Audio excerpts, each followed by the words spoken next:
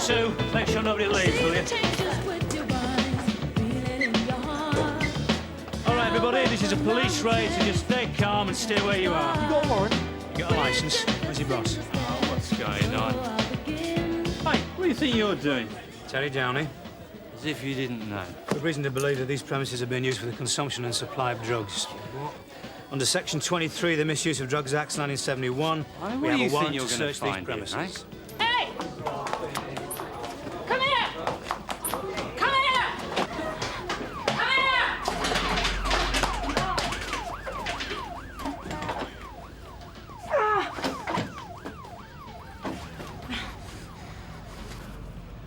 Where'd you get this from? I'm arresting you for possession of cannabis. You do not have to say anything unless you wish to, or what you say may be given in evidence. Do you understand?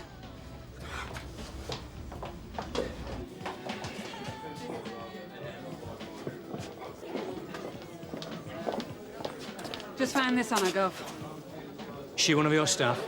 I've never seen her before in my life.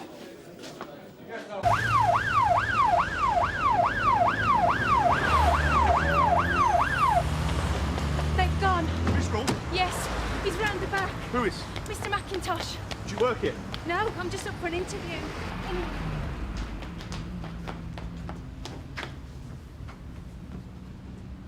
He's still breathing, just. Sierra Oscar 595. Right. Name? Does she need an interpreter? Do you understand English? Yes, I understand. Oh, what's the problem then? Start again, shall we? So what is it? Mrs? Miss? Ms? She got any ID? Nothing. Terrific. I've had a quick look round. Doesn't look like anything's been taken. There's a safe under the floor. Doesn't seem to have been tampered with. And it was the owner who was attacked, was it? Yeah, Ron McIntosh. Mike's down the hospital with him now. Well, I came in the front, called out, no answer. So I goes round the back to see if there's any signs of life around there. Anyway, this black guy comes tearing out, nearly sends me flying and goes straight into this car parked round the back there. Can you remember what he looked like? Well, he was big. Definitely what you'd call big. And maybe late 20s, early 30s. Was he on his own? No. There was another bloke waiting for him in the back of the car.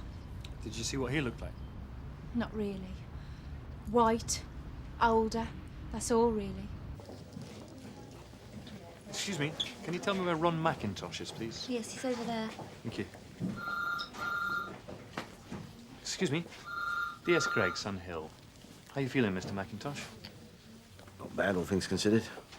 I'd like to ask you a few questions about the break-in, if that's all right. Yeah, of course. You don't fancy getting us a cup of tea, do you, sweetheart? What do you want? Well, not for me, thank you.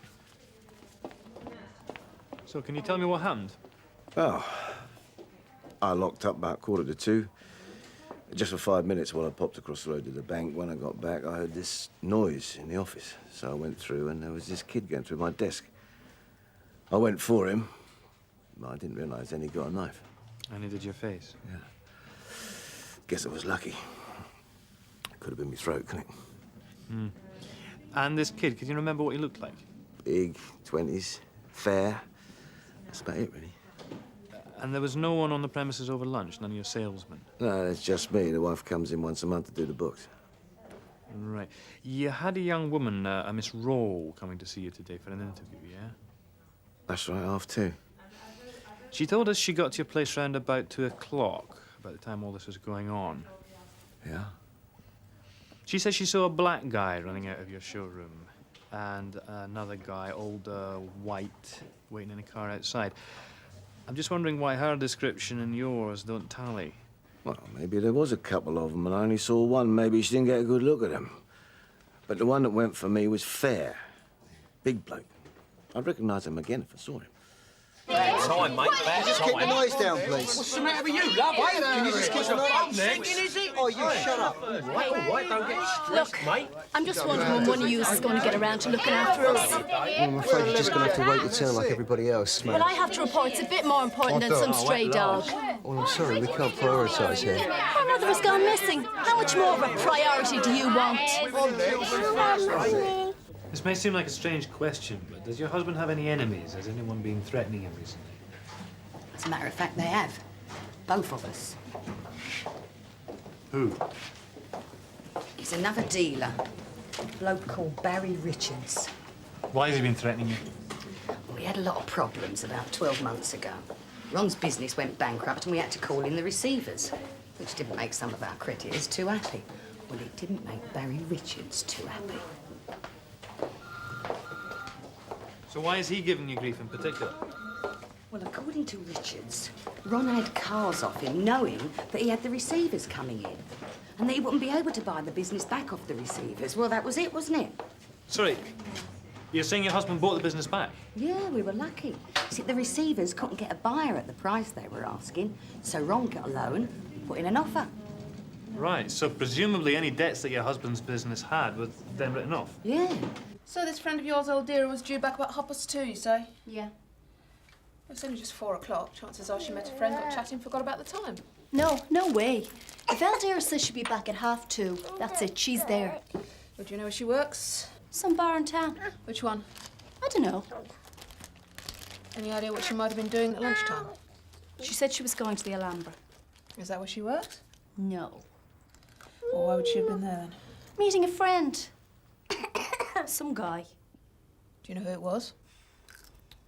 Could be important, Maeve. She doesn't make a habit of introducing them to me. Suppose as soon as I'm at that door, you'll be on the phone to the social workers. Mummy. Why should I do that? Well, if someone's on the game, they can't be much of a mother, can they? I mean, that's the way you lot think, isn't it? Black and white. No, I shouldn't have come down here. So why did you? Because I was scared. I'm scared of what she might have got herself into. Oh, Matt. Should be back in an hour. It's only a checkup. Anything I should know about before we go? No, it's been pretty quiet all day. There is one in for possession. CID did a raid on the Alhambra at lunchtime. Suspect refused to give personal details. So what's she doing? Taking a vow of silence or something? Well, if you get bored, you can always try finding out.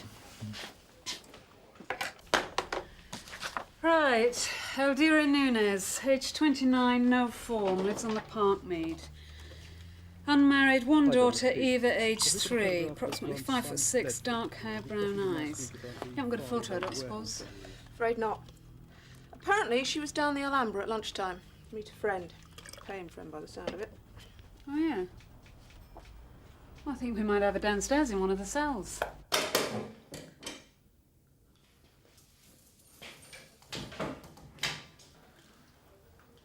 Hello.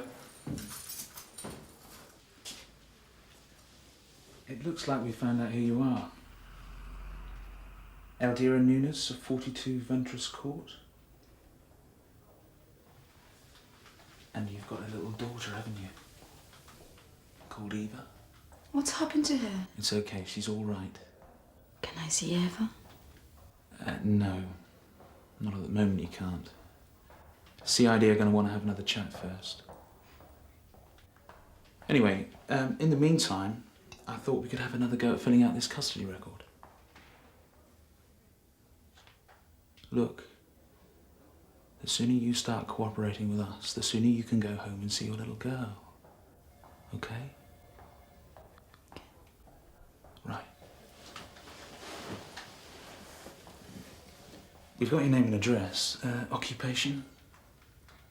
Barmaid. Date of birth? 10th of November, 63. And place of birth? Vigia. Sorry, where's that? Brazil. Well, we're going to need to look at your passport. Why? Well, to make sure you've got a valid visa, that sort of thing. Have you got it with you? Is it at home? Eldira, you may as well tell us. I mean, now we've got your address, it's not going to be very hard to check. All we need to do is ring up Ice's house and see if you're registered there. You see, I don't want to lose Eva. Well, I've been up to see DCI Meadows and he's going to get onto immigration and get someone to come and see you. Does it mean I will be deported? I'd imagine so. What about Eva? What will happen to her? Well, I imagine she'll still be able to go with you. I think they try and avoid splitting up families where it's at all possible. That's why I came to this country. Because of Eva. To make a new start. Didn't work out too well then. In my own country, I was training to be an English teacher. Why did you chuck it to come here? Where I come from, it is a big disgrace to my family to have a child without a husband. They still don't know about Eva. But once they get over the initial shock, they'll be pleased to see you. No. Oracle decided to speak then. Just thought I'd let you know I was back. Right then. Thank you. No problem.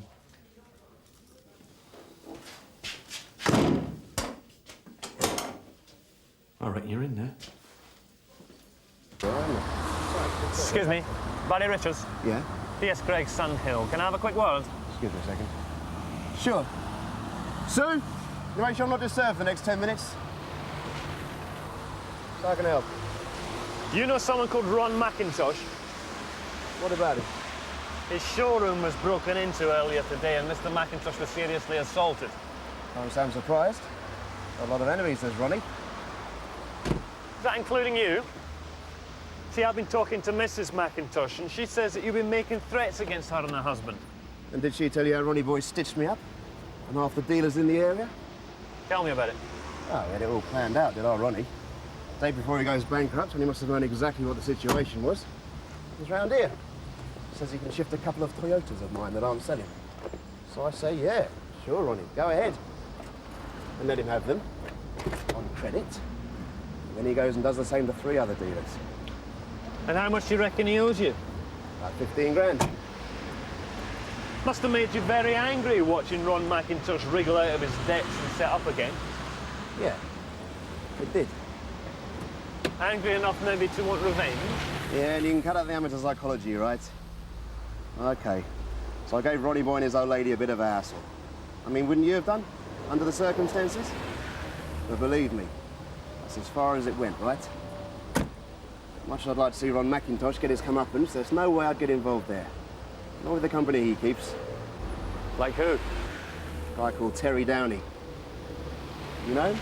Yeah, I've heard the name. Old mates, are they? Couldn't tell you. But there is one thing I wouldn't mind knowing. Like, where did Ronnie Boy get the money to buy the showroom back off the receivers? You reckon it came from Downey? I don't reckon nothing. Not where Terry Downey's concerned. I'll stay well out of it. So how long have you been on the game, Eldiera? I asked you a question, Eldiera. I'd like to speak to your sergeant. Well, I'm afraid that's just not possible. Why not? Under the Police and Criminal Evidence Act, custody sergeants aren't allowed to interview suspects. So if you want to tell Sergeant Boyden anything, you're going to have to tell us. Sergeant Boyden, he wanted my name and address when we came here? That's right. I didn't mean him. I mean the other one. The one who came to see me. Sergeant Steele. Yes. I'd like to speak to him. Well, I mean, technically, if he wasn't the one who actually booked her in. I mean, if he was just taking over from Matthew. Do you meet all your clients down the Alhambra? I thought you said you were ready to talk now. I would like to speak to Sergeant Steele. At least he talked to me with some respect. You know someone called Terry Downey? No, of him, yeah. Only I got the impression he was a mate of yours. He's a customer, that's all. It's your sales ledger. Yeah, why? Mind if I have a look? Ah, Mr. T. Downey. Again here. 3 Mercedes in the space of a month. I'm not complaining. And a BMW the month before that. And always in cash. Isn't that a bit unusual? Not particularly, not with some of our customers. Well, at 10 grand a throw, I'd say it was a fair amount of cash just to be carrying around. There was another thing I wanted to ask you. When you started your business again for the second time, how did you fund it? Got a bank loan. Oh, yeah? Mind if I see the loan agreement? Well, it's not here at the moment. Where is it? Probably back at the house. I could ring the wife and get her to look it out for you. Yeah, I don't think that'll be necessary, do you? You see, the thought did just cross my mind that you might have had some help to get back on your feet from a local entrepreneur. Someone like, Terry Downey, for example. Is it true? Yeah. Elvira, what were you doing at the Alhambra? It's an arrangement with Mr. Downey. I meet his friends at the club. We have a drink and then we go back to the hotel. And is it Mr. Downey who's been supplying you? Yes. And how long have you been working for Mr. Downey? Since Eva was born. I saw a notice in the paper requiring barmaids. I answered it. I've got a job. And then one day Mr. Downey asked if I wanted more money. So I said, to do what? And he said to entertain his business friends from abroad. And I said no. I wasn't interested in that. Next day I didn't go to work. The doorman came to see me. I was too scared to go to the hospital. These businessmen from abroad, do they talk to you about their work? Not really. I know many came from Amsterdam, but that's all. Were any of them local? Only one, but that's different. In what way? Mr. Downey wanted to tape our conversations. And why would he want to do that? I don't know. Do you know his name? Only his first name, Ron. He's a car dealer. So why did Terry Downey lend you the money to start up your business again? Apart from the fact that you were a valued customer. He said he thought I'd been unlucky. Oh, come on, Ron. Terry Downey's not the sort of bloke who'd throw his money around. Not unless there was something in it for him. So why did Terry Downey back you? No. I was desperate, right? When he rang me and told me he got a business proposition, well, at that time I'd have said yes to anything. Or maybe not if I'd known what I was getting into. And what were you getting into? I'd heard talk down at the Alhambra how big Terry Downey was in the local drug scene, but I didn't think about it. And then he started buying all the cars, always in cash. And things started to slot into place. Well, I'd given me the loan. You sussed he was laundering the money through your business? Yeah, he was using the drug money to buy the cars. So what did you do? I went down there, told him it got stopped. What did he say? He said if he heard one whisper that I was bringing his good name into disrepute, he'd tell my wife I was seeing this Brazilian girl down at the Alhambra. And did he? Not as far as I know. Anyway, then he bought 3 more cars. And this time the wife got suspicious. She wanted to come down here and tell the police straight away. But I said we didn't have any proof and it was best that I went down to see him myself. What happened? Well, I guess he decided to show me he meant business. So the attack this lunchtime? Danny was behind that, yeah? Yeah. There was no fair-haired guy. It was Downey's bouncer. Now, this right is getting beyond a joke. Who's laughing? Wipe your feet! Hey, I didn't get that in a jumble sale, you know. Hey, Meadows, I'm warning you, if anything gets smashed in here... I think that's Alicia where he's right now, Terry. The immigration officer's here to see you. Where are you going? Mummy will be back in a minute. What are we going to make now? Should we make that taller? I would like to ask you something. Yeah, sure. I've been thinking, you see, what would be best for Eva. And I think, Here you go. if it's possible, I would like her to find a family in this country when I go. I don't think I'm the best person to talk about this. Please help me find out what I must do. I really think you ought to get some proper advice on all of this before you make your mind up. I mean, it's a pretty drastic step to take. You think I don't know that? Okay, I'll have a word with social services. What do you think you're going to find in there? Since when has cornflakes been a controlled substance? And you can clear that lot up after you and all, eh? Try the living room, Alistair. Frankly, I'm surprised they keep giving you lot a warrant. I don't think you need to be in here, darling. So what's this then? Gov? Let's see, I reckon I'd get, what, 15 quid for that if I tried to flog it down the Alhambra? Personal use only. What's this? That's a key to a safe box I've got. Right, let's see it, shall we? You're not going to find any controlled substances in there. It's just where I keep me valuables when I go on holiday. Let's see it.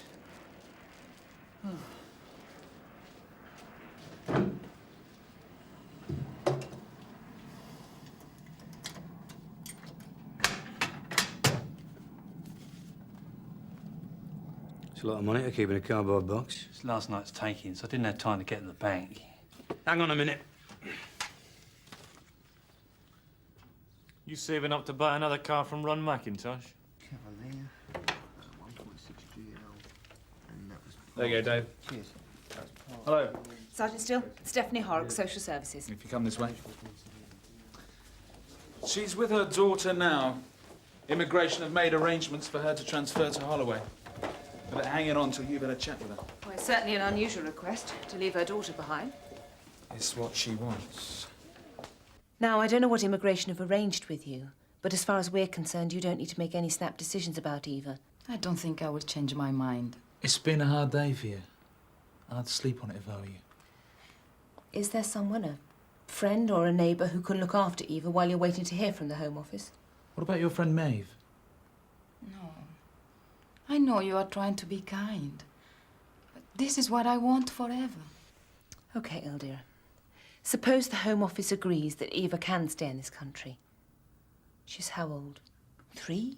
4? 4 on her next birthday. It might be better in the long run that she goes back to Brazil with you. I know you must think I am very cruel to leave Eva in this country. But I want her to have a future, even if I can share it. Well, like I said, the final decision isn't down to me, Eldira. No. Can I see Eva before I go? Yeah, sure. Come through.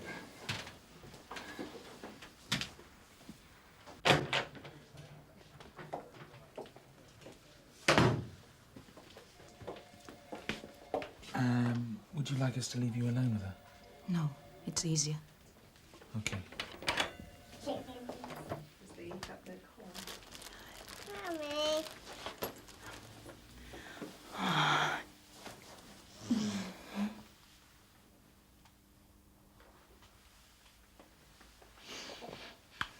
Give me a kiss.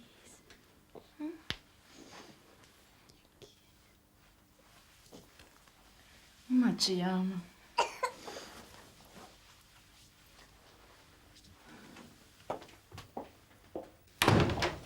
I'll take you to the immigration officers now.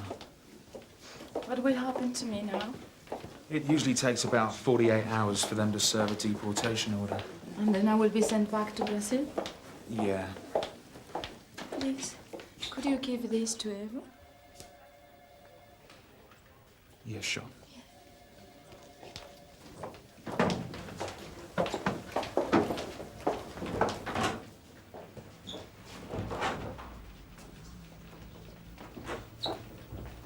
Thank you.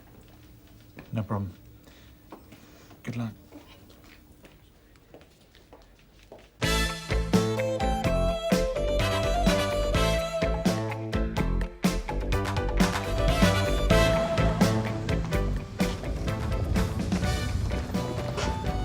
Right, Sarge? Yep. Lady over there, Mrs. Wilkins, said she saw him smash a door panel to get in. Tony collared him coming out the front with a bag of property. Do we know him? Tony does. Says his name's Andy Barker, drug addict. Burgles to feed his habit. OK, thanks. Can you have a word with the neighbour, please, June? Sure. Bring him in, Tony. Haven't seen you around for a while, Andy. Been on holiday. You're going on another one now, won't you? Very funny. You still doing the heroin? Why, you got some? Andy used to finance his habit by mugging people. Till someone hit back, put him in hospital. Is that why you started doing houses? Thought it'd be safer. You reckon I'll be going down for this? What do you think? I've got a girlfriend. She won't wait for me if I go down for a long time. Well, you gave it a good kick, didn't you? Sarge? Mrs. Wilkins said that Barker called at her house first to ask if she wanted any odd jobs done. Isn't that the same MO as that house in Golding's Crescent last week? Yeah, and that house in Bream Road. Smashed the door in. Not very subtle, but effective nevertheless. You have the right to have someone informed of your arrest. You're entitled to a solicitor and to the codes of practice. I know the form. He's a heroin addict, Sarge. In that case, we better get a doctor down to have a look at you. Make sure you're fit to be detained. I don't need one. And I don't need you saying you were strung out when you were interviewed. Now turn out your pockets. This is a taped interview with Andrew Barker. The officers present are WPC Ackland and DS Gregg. The time is 10:45. You're still under caution. Look, Mr. Gregg, I want to be helpful, right? Really?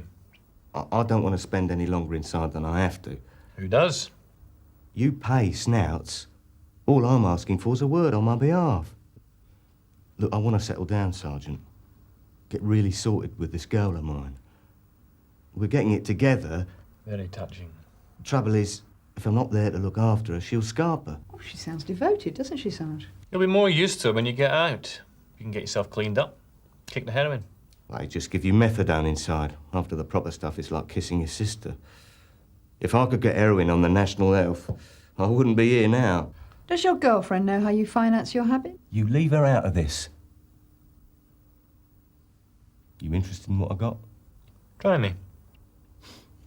How about someone who gets heroin, legal, then flogs it on the street, making a bomb? What do you mean gets it legal? On the Health. I thought you said you couldn't get heroin on the NHS. I said I can't. Some can. Like this bloke I know, Rob. Rob Kentley. Barker reckons this Cantley bloke's getting heroin from 2 clinics, registering under different names. Right. Not methadone. According to Barker, Cantley's getting heroin. If he was running a scam to get free heroin, why would he tell a junkie like Barker? He'd sell his own mother for a fix. Barker found out through his beloved girlfriend. She'd seen Cantley at the Larkman Estate Clinic using another name, Jez Davis. So at the hospital, he's Rob Cantley. At the Larkman Clinic, he's Jez Davis. All you've got to do is put the same face to the 2 different names. We call it double scripting, obtaining twice the amount of drugs he's entitled to by getting 2 prescriptions. Seems very easy to do. Well, it shouldn't be. All the registered addicts are on Home Office computer.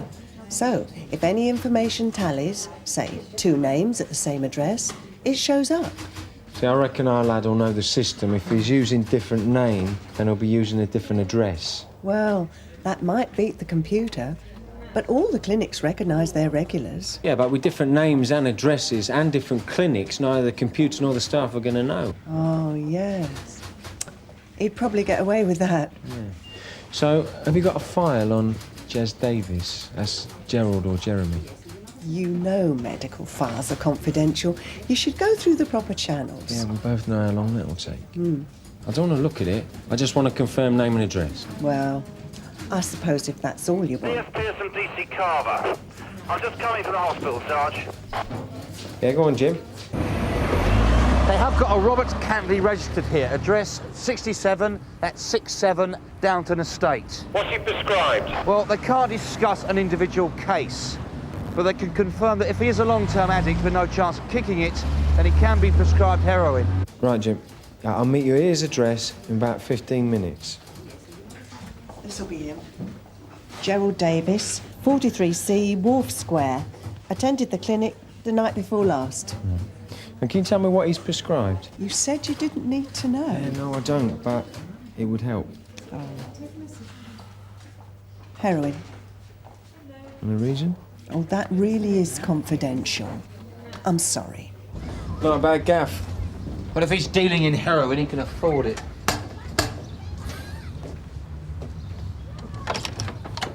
Mr. Cantley? Who's asking? Detective Sergeant Pierce, this is Detective Constable Carver. May we come in? Nice place. Tar, what's this about? It's been a couple of years since you're last in trouble with us, isn't it, Mr. Cantley? You come to wish me happy anniversary or something? Now, what was it last time?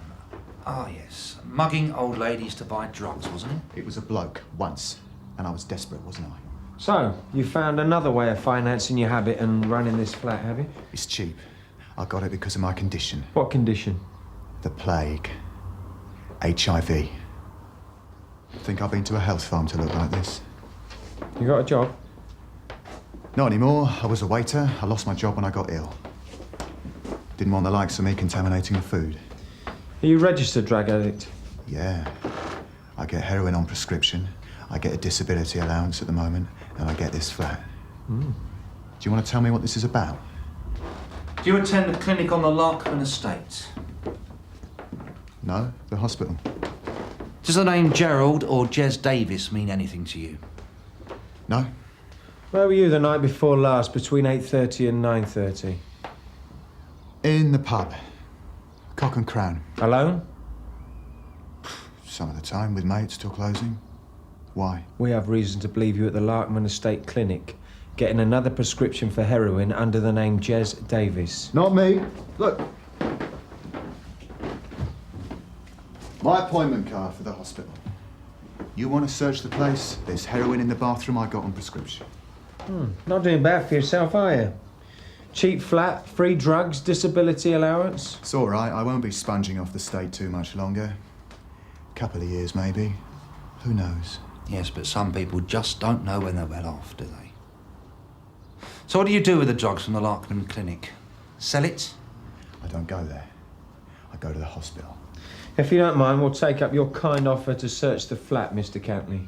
While you think of some mates who swear you were in the Cock and Crown. Davis does exist, at least. Excuse me. Excuse me. Have you got any idea where we can find Jez Davis? Who wants to know? Are you Jez Davis? What if I am? Well, maybe you can help us. I'm Detective Sergeant Pierce. This is Detective Constable Carver, Sunhill Police. Oh, yeah. Can we talk inside, sir? We won't be long. Am I supposed to have done something? We're making inquiries. Look, it might be better if we talk in private. Did you attend the clinic on the Larkman Estate? What for? Was that a yes or a no? No. Okay. And does the name Robert or Rob Cantley mean anything to you? No. What's this all about? Well, apparently someone is using your name to obtain drugs from the clinic. What sort of drugs? Heroin. You ever used it? Listen, the dole I get, I can barely afford the old beer. I don't smoke no more. I'm not wasting money on drugs. You can afford a car. I'm doing it up to sell. I can't afford to run it. I can't afford to do drugs, all right? I'll put him in, Sarge.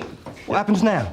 You go back into your cell while we arrange for you to go to court. I've been cooperative. Least you could do is give me bail. Not a good idea, Andy. Why the hell not? Come on. I want to know! Just calm down, Mr. Barker. If I let you back out in the streets, you'll need money for your next fix. And we both know where you're going to get that from, don't we? I've got mates. I can borrow money. It's for your own good, Andy. Go on. Any chance of us getting him into court this afternoon? It's a bit short notice. Well, it's better than keeping him here overnight, isn't it? Yeah, not the best way to make myself popular with the next relief. He's had methadone, though, yeah? Yeah, the FME gave him a shot before you interviewed him. Have you got the CPS lined up with the court? I'll handle it myself. It's only a remand application. Should be straightforward enough. Yeah, I'll have a word with the court, see if we can squeeze you in this afternoon. Thanks, cheers. Not a happy man, is he? No, he's not an addict either, so he can't be signing for the heroin. You better get down the Cock and Crown. Check out Cantley's alibi. Sierra 1 from Sierra Oscar. What's your location, Narika? Halpern Street. Rear of the Cock and Crown. Bridge Street. An assault. Ambulance has been called. On way, George.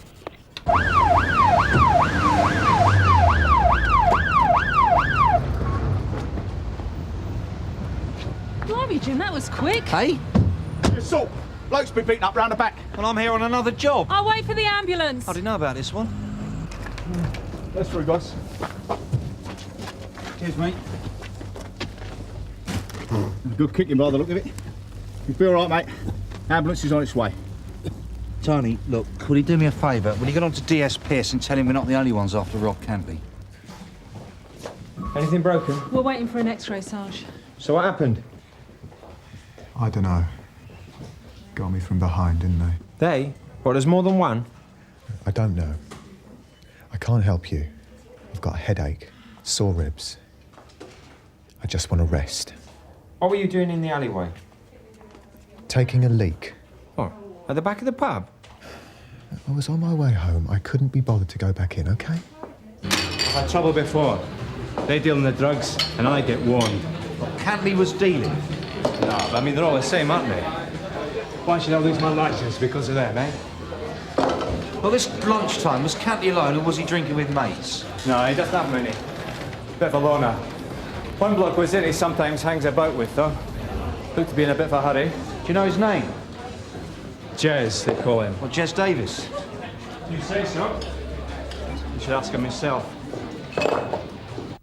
You've had a busy day. You were seen down the Cock and Crown with Cantley this lunchtime. I didn't recognise the surname when you asked me this morning. I just knew him as Rob. And I wasn't with him. You know, I'd be pretty upset if a mate of mine had been using my name to obtain heroin. I might even want a few words with this, mate. Sorry. Thanks, mate. I didn't touch him. Come on, Jez. The court would accept it as mitigating circumstances. You know what that means? I'm not stupid. He might not even go to court. Cantley might not want to press charges. He might say he deserved the kicking. I want to leave it at that. I didn't kick him. Yeah, well, never mind what he says. We want to know what you say. I'm saying nothing. You told us you didn't even know Jez Davis. I panicked, didn't I? I've had dealings with you lot before. So why'd he beat you up? I don't know. He didn't stop to explain. It was Jez Davis, then? Look, I told you, I don't know who it was. I thought you two were mates. So did I. That's why I'm surprised you're telling me he did it. What? He finds out you're using his name, branding him an HIV-positive junkie, and you're surprised he gives you a kicking? Why would I want to do that? I get 300 odd quid a month disability allowance and dole, as well as this flat, and free drugs. Why would I want to register at another clinic risking all that? Well, there's two things that let most criminals down, Sunshine. That's stupidity and greed. They're stupid enough to think they can get away with scams like yours and greedy enough to try it. I'm only taking what I'm entitled to. And most of them at the clinic would give their eye teeth to get heroin instead of methadone. They're trying to kick the habit. You only go because you can get heroin on the state. There's no point me getting off heroin, is there? No point me being cured. So why are you screwing the clinic for extra heroin you don't even need? Look, I'm not a dealer. I never have been. Look, what could you use 2 lots of heroin for?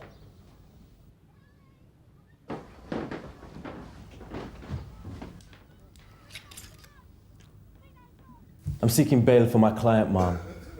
Today's arrest has been cathartic for Mr. Barker, and he intends to begin treatment immediately to cure him of his addiction. He's been wholly cooperative with the police to enable him to make a fresh start, and also supplied information on an unrelated crime. Sergeant Gregg? Mr. Barker has already undergone treatment and yet is now back on heroin, and it's a habit he finances through crime. Could I say something? Go on. Things have changed since I last kicked it. And because I've done it once, I know I can do it again. If you give me a chance, I'll be down the drugs clinic this afternoon. Well, rather than add to the already overcrowded prison population, I'm prepared to take the chance of granting bail. But get yourself treated, Mr. Barker. It will help no end if you're able to return here for your trial with the reason for your criminal activities eradicated. That's all. You like playing a victim, don't you? Getting people to feel sorry for you. And all the while, you're out on the streets pushing the stuff. It wouldn't surprise me if he wasn't giving away needles too. Second-hand, of course. Only used by one HIV-positive junkie. It's not like that. So what were you doing with it then? Giving it to Jez. Oh, come on. Look, he's not even a user. He made me do it. It was all his idea. Go on. I owed him a load of money, didn't I? I borrowed it before I lost my job. I couldn't pay him back. Then he got the idea about the heroin, said all I needed to do was to go to the clinic once, use his name, and he'd sell it. Said that would make us quits. And you kept going back? Yeah. He threatened to drop me in it. Said he'd go to the police, make out he'd discovered me using his name, act the complete innocent. Said you'd never pin anything on him. He said police wouldn't believe someone like me. He was right, wasn't he? Yeah, but that's hardly a threat to someone like you, is it? I'm not dead yet. A kicking still hurts. Like today. So Davis was teaching you a lesson? Yeah. He wanted to make sure if anyone was going to talk to the police, it would be him. So I told him if I double-scripted for heroin, we got to go 50-50. I mean, why shouldn't I make things easier for myself? You got any idea what my life's like? One lousy infected needle 3 years ago. You just got to take what you can get when you're on death row and stuff the rest. Robert Cantley, I'm arresting you for conspiracy to obtain drugs by deception. You don't have to say anything, but what you do say may be given in evidence. Jez found out about my place. Saw what I'd got. Do you know he was actually jealous? Jealous of me. Can you believe that?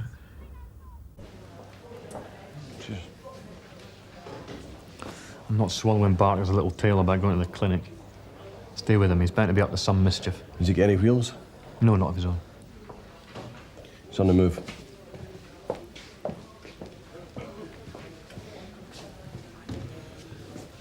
The prescription Cantley got the night before last, where is it? Ask him.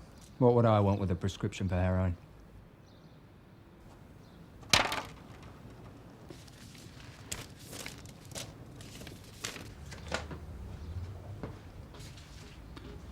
I see you're getting a new gaff, Mr. Davis. Oh, yeah. We've received your request for a housing association flat. Please complete the enclosed application form. Housing association, eh? Well, I'm sure it'll be a sight better than this dump. Oh, I'm sure I'll soon have the new place looking just like home. Lucky man, aren't you? Hmm? Single bloke getting a cheap flat. Friends in high places. Is that it, then? You finished harassing me? Oh, if you do move out, don't forget to send us your change of address. Yes, Craig from DC Woods.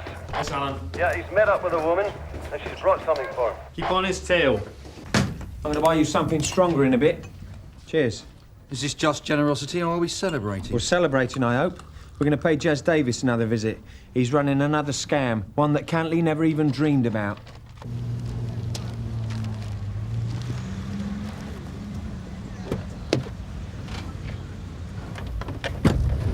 Him and the girl are in the calf. They've been in there 20 minutes. Did you see what was in her bag? No, but Barker seemed pleased, whatever it was. That must be his girlfriend. Her name's Zoe Lee. Used to call herself Tanya. Well, she's a Tom. Worked our patch in 91 and 92 and in Brighton a few months back. That's where Barker met her. Looks like he's taken over as the breadwinner. Giving her the chance not to stay in bed all day, yeah? You're wasting your time. Sorry? Jez, that's who you're after, isn't it? Yeah, that's right. Well, I've just seen him go in the pub, Cock and Crown. Thanks. What you doing here? I'm watching him over there. Andy Barker. Alice let him out on bail? It's a long story. We're looking for Jez Davis. Is he in? That's his drink. I think he's gone to the bog. I wonder what makes these toilets so popular. I've got this camcorder. It's worth 500 at least. Not to me. You could flog it for a ton, easy. You know Tony in the bar? He said you've got stuff to sell. Ask him who I am. No need to, Andy. I'll vouch for you. What's going on? Are you setting me up, Jez Davis, I'm arresting you on suspicion of conspiring to obtain drugs by deception. I think you've got some explaining of your own to do, sir. Come on. You stupid pillock. A few of us got together. You brought them with you. I'm sorry, love. How was I to know? You said you'd look after me.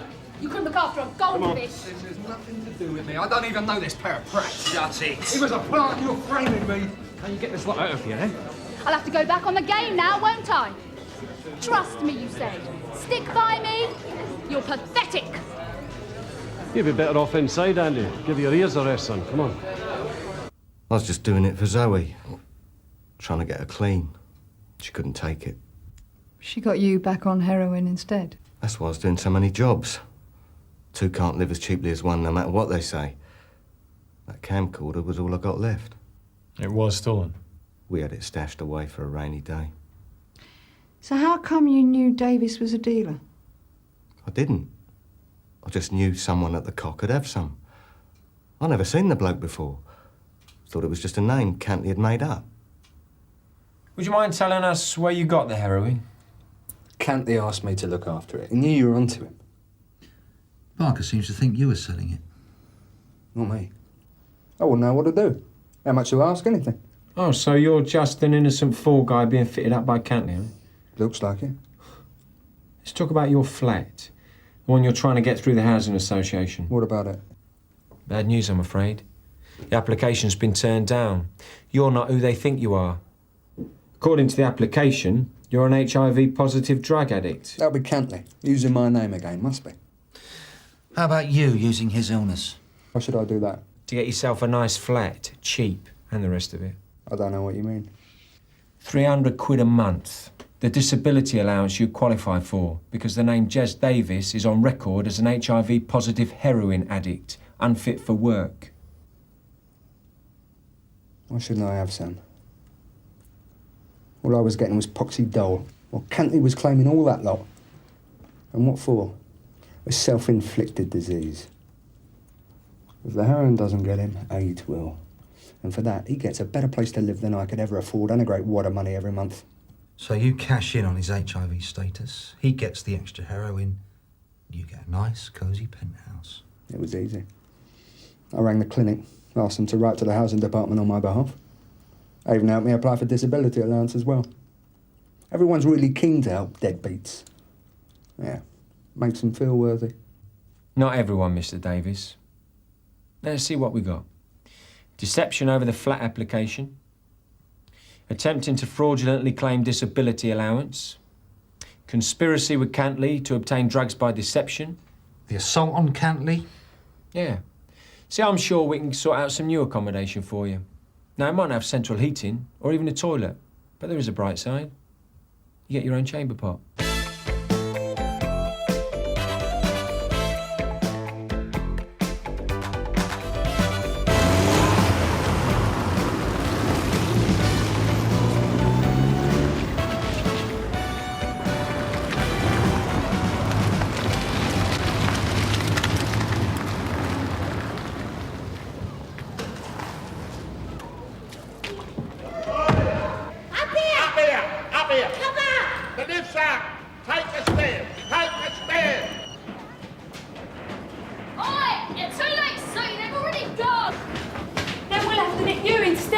It's all right, son. We don't nick the brain dead.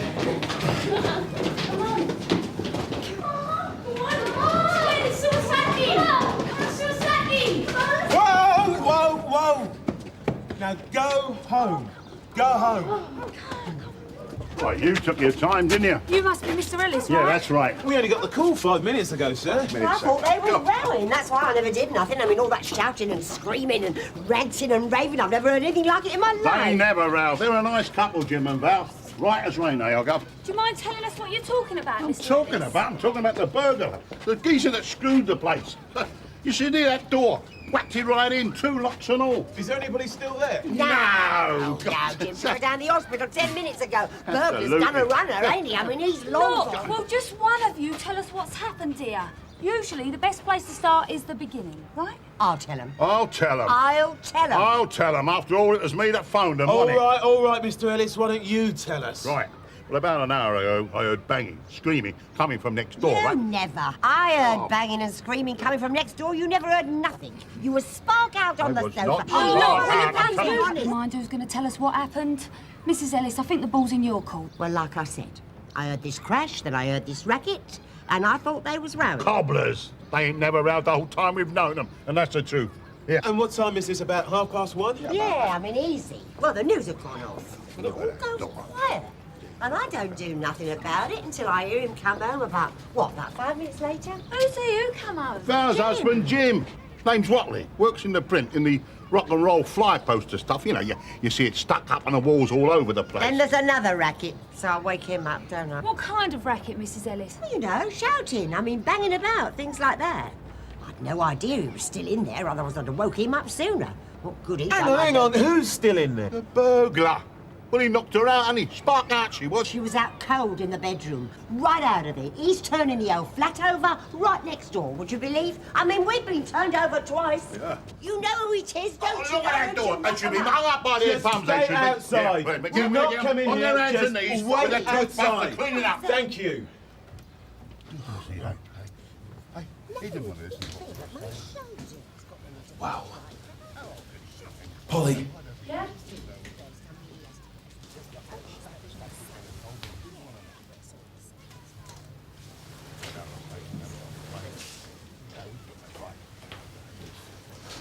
Looks like someone's definitely been injured.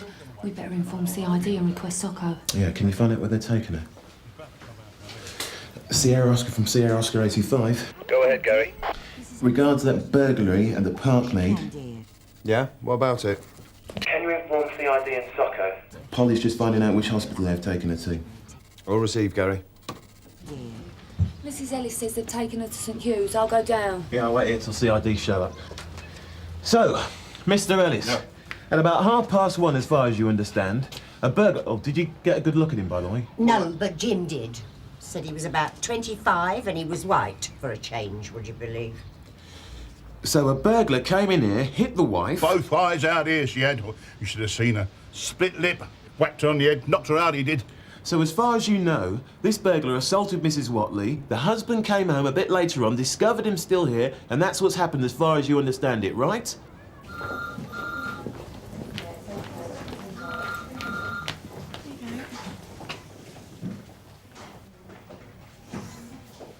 Mr. Watley, That's me, yeah. I'm WPC Page from Sun Hill. Look at her. 2 black eyes, split lip, cracked rib. I'm very sorry, Mr. Watley. I really am. The nurse says they're keeping her in overnight. Yeah. They want to give her one of those brain scans, just to be on the safe side. They're right. It's best to be on the safe side. I mean, where do you go to get away from it? It's like a war zone round here. Yeah. I'm afraid I'm going to have to ask you for some details. There's no rush, but the sooner we get it down while it's fresh in your mind, the better. Whatever you want. I'll tell you something, though. You better find the geezer that done this before I see him again. Because you know what will happen, don't you? I know how you feel, Mr. Watley, but you just leave him to us. Do you think you could do me a big favour? Yeah, if I can. What is it? Well, the caretaker brought us here. He's gone back now.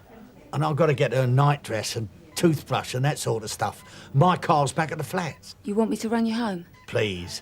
It would help no end. It's all right, girl. It's all right. I'll be here with you now. I'll be outside.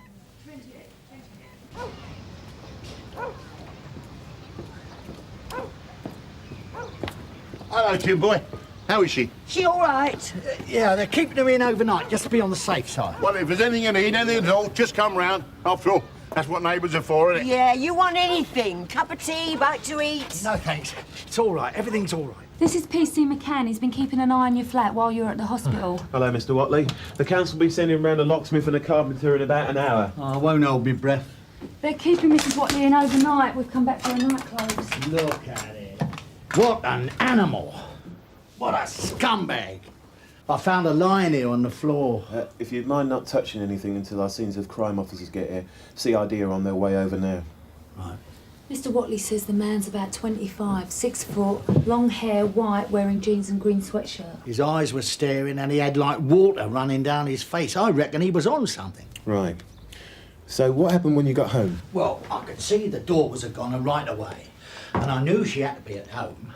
So I rush in, and like I said, I find Val lying on the floor over there. And then I hear this someone crashing around in one of the other bedrooms. And then this geezer comes out of here. I mean, look at the state of it. And he's carrying this knife with a yellow handle. And he's shouting, "Where's your money?" and one or two other things that I won't say here. And then he's lunging at me like this all the time. He was trying to stab you. He was having a real go at you. Of course he was. He was going at me all the time. And he was still shouting and screaming and his eyes were popping. And he starts backing me into the kitchen like this. Well, I've got nowhere else to go, have I? So, how close was he with the knife? Well, this close. Go on, Mr. Watley. What happened once you got into the kitchen? Well, I didn't have much choice, if you see what I mean. About what, Mr. Watley? Choice about what happened. So, what did happen? When I did my national service, I was in Malaya. And we keep my jungle knife hanging up here. What kind of knife? Oh, you know, a big curved blade. It's a souvenir. I sharpened it up and carved the old turkey with it at Christmas. Never carved anything else apart from a bit of bamboo. Go on, Mr. Watley. What happened next? Well, I reach up for it and grab hold of it, and he's coming at me, so I put a kitchen chair in between him and me for protection. And he grabs it, and as he grabs it to pull it out the way, I go wallop and chop 3 of his fingers off. And that stopped him, did it?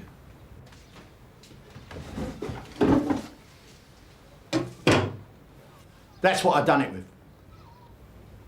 What did the man do then? Well, he looked at his hand, blood spurting out, and he waved it about. Then he grabbed a tea towel, wrapped it up, and he's done a runner. I didn't want to do it, but I know if I hadn't have done it, I wouldn't be talking to you now. The only thing on my mind was to get to the wife. All I wanted to do was to get to her. What did he do with his knife? I don't know. Took it with him, I think. And I know what your next question's going to be.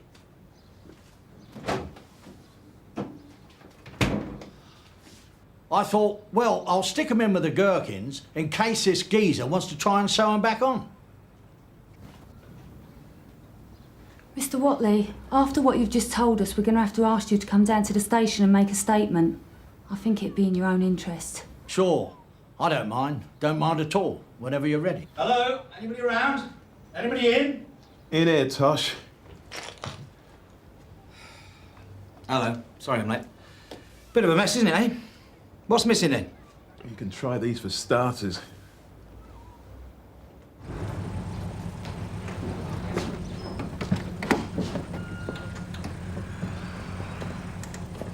I'll only be 5 minutes. Do you want me to come with you? I'm not thinking of legging it.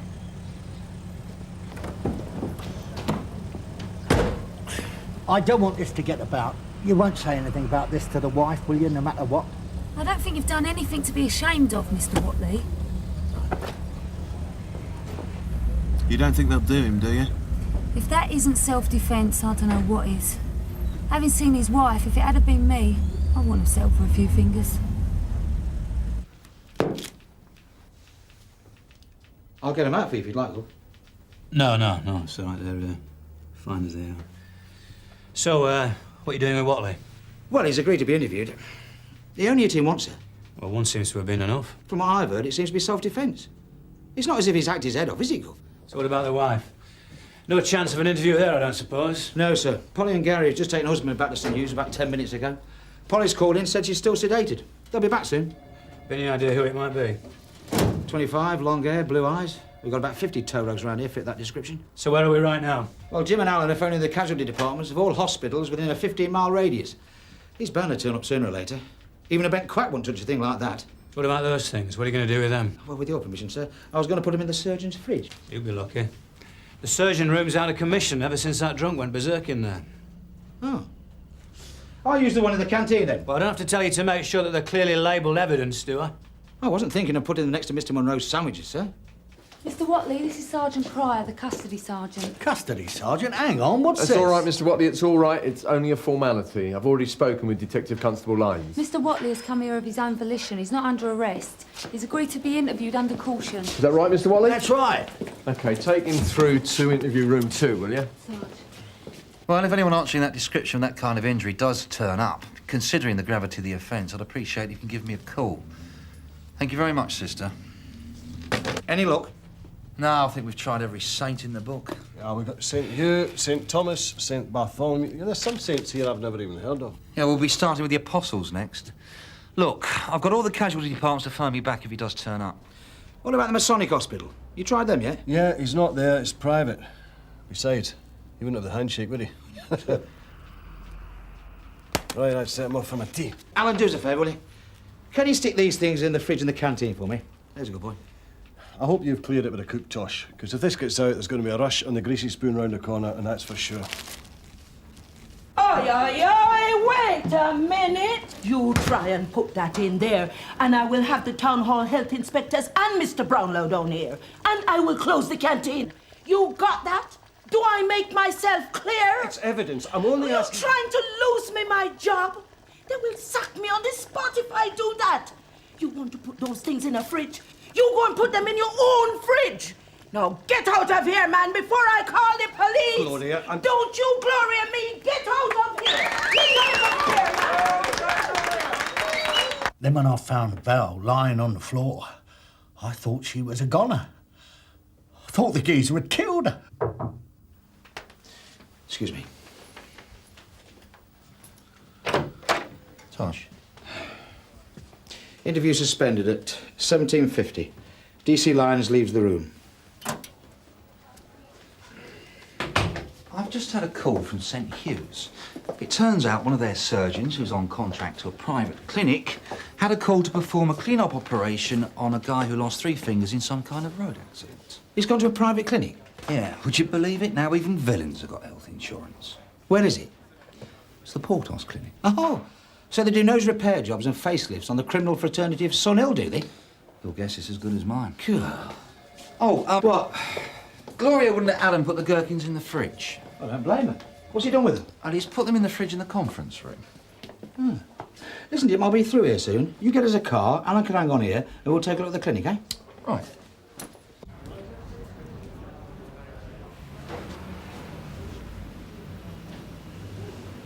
So where's all the winos and the dopers then? Where's the blood? Where's the puke on the floor? St Hugh's casualty was going to be like this. Oh, yeah? What went wrong? They decided to keep it as a hospital. Oh. Detective Constable Lyons? Yes, that's me. I'm Kathleen Norris, the clinic manager. I understand you wanted to see me about one of our patients. Yes, I thought you might be able to help us. This, by the way, is DC Carver. Hello there. Hello. I understand that recently you operated on someone who's lost 3 fingers. Is that right? Yes, that's correct. But I'm not at liberty to discuss anything about it because it's obviously a confidential matter between the clinic and the patient. Well, that's a pity, because we've got 3 fingers back at Sunhill. From someone who broke into a council flat and beat up one of its occupants so bad that she's now in St Hughes. He also threatened her husband with a knife and tried to kill him. The fingers? You actually got the fingers? Are they on ice? Well, sort of. They're in the fridge in a jar of pickled gherkins. Oh, God, if they're in vinegar, then they'll be pickled. Now, they'll be absolutely useless to sew back on. We weren't thinking of sewing anything back on. But I would like to interview your patient. I'm sorry. This is not the National Health Service. We're not a public hospital. This is a private clinic, and I'm afraid we can't permit that. If you want to take it any further, you'll have to come back with some kind of warrant. I see. Well, Mrs. Norris, there is something I should point out. We have the right to come into your clinic without a warrant because we believe your patient could have committed an arrestable offence. Now, whether you let me interview him or not, that's up to you. But I can get back here with a warrant within half an hour. I could surround your hospital with police. I could even park a transit van on your front door. But as this is such a nice, cosy, comfortable hospital, it's like the Ritz compared to Sunhill, I think we'll just wait here until your governor decides to change his or her mind. Won't we, eh? Chuck us over the old country life, will you please, James? There's a good boy.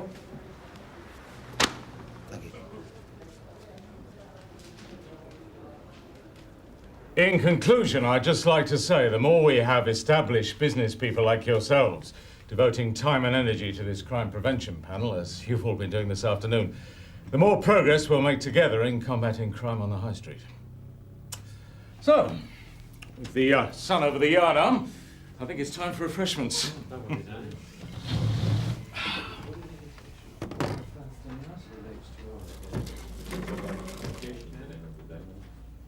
Tosh, listen to this. The caviar diet. Now, cop this one. It's a woman writing in, right? On Monday, eat 4 ounces of caviar with a dozen blinis and a large tub of sour cream. This will use up all your money, so you will starve for the rest of the week. All right, follow me. But this man is not to leave the hospital. He's not out of it. He's not had a general anaesthetic, has he? No, he had something called a plexus block. Let's just go and see him and get it over with as quickly as possible, shall we?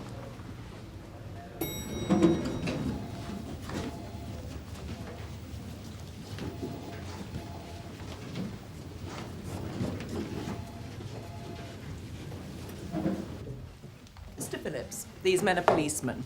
They're here not at my request. Oh, that's all right. She knows who we are, don't you, Darryl? Just look at you lording it up in here. Thank you. I don't think Mr. Phillips minds us being here. Do you, Darryl? Perhaps you could keep it short.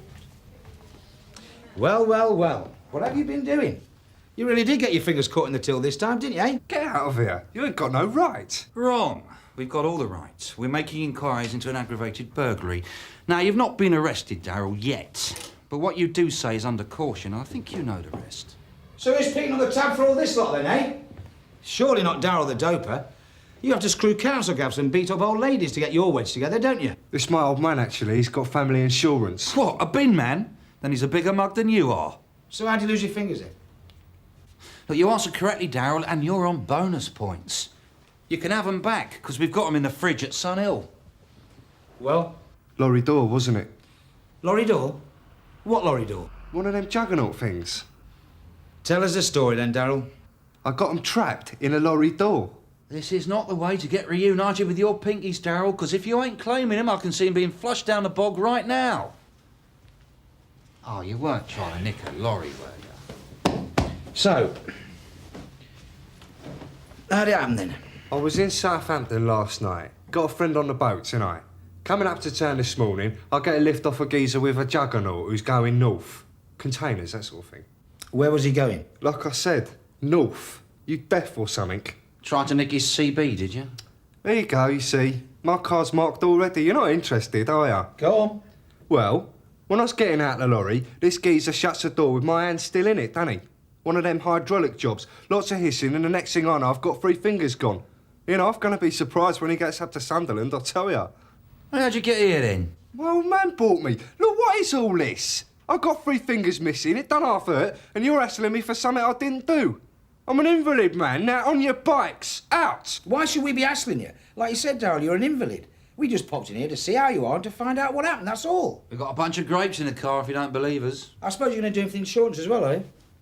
Do who? The driver, he's bound to be covered. No, don't think so. Won't bother. Oh, I would. You could cop quite a packet for that. And get yourself a disabled sticker for your motor. What do I want a disabled sticker for? Mrs. Watley, that lady you smacked, you could give it to her. She might like it. No insurance money. When those fingers turn up in that Arctic door, it's going to be all over the papers. Maybe there wasn't a door. Maybe there wasn't a lorry. Go on, get out. All of you, out. Oh, Bill, scum. You can't prove it, Lyons. You can't prove nothing. You're rubbish. Oh, yeah? Well, we've got your prints on file.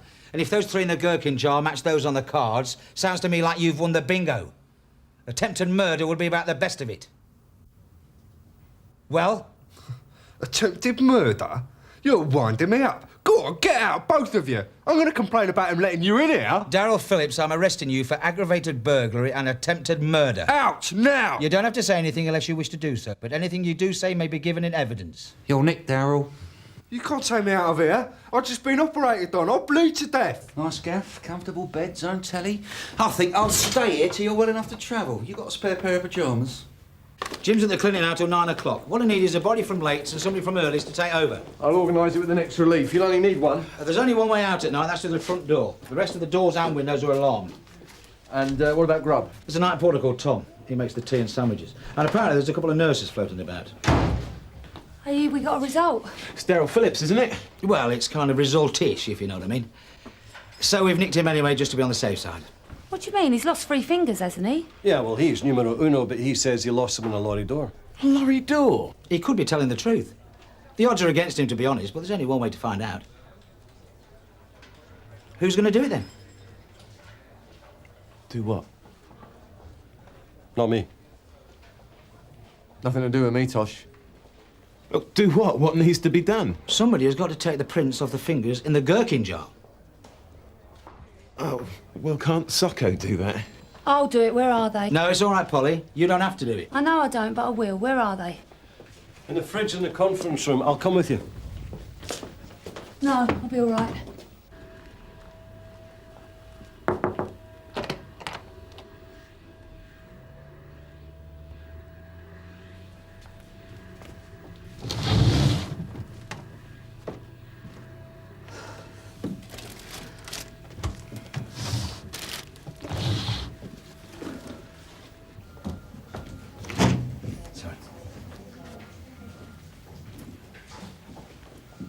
Hello, Mr. Watley. How's she doing? All right. I don't know if she'll ever get over it. You may like to know we've arrested someone. I hope he's not in this hospital. No, he's in a private clinic. I'm pretty certain he's the right one. I'll tell Val that when she comes to. By the way, they can't stitch his fingers back on because they've been pickled in vinegar. Pickled in vinegar, eh? Yes. Funny. I never thought of that.